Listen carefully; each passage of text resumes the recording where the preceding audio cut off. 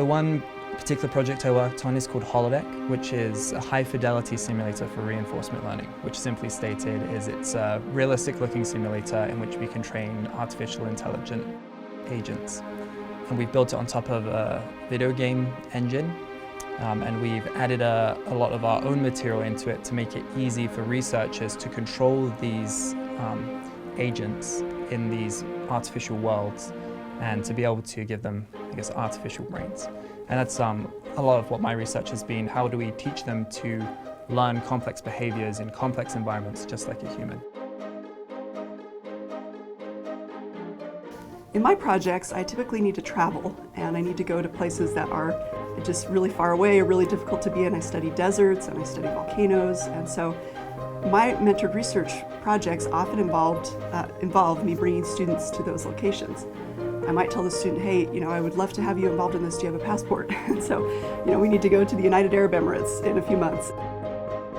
Always they are so happy to come along and experience these new things. They experience new cultures. They get to know what it's like to work in the field in some very interesting, very beautiful places.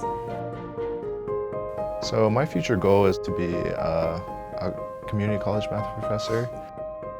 There's no real knowledge base right now for community or for college professors, and so we're trying to increase that and show that there's a need to fill that base.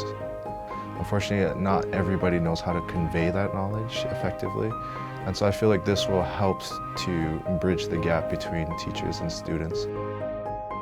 I work with Dr. Heaton, and we're working on modeling probability curves of the probability of infants getting this virus called respiratory syncytial virus.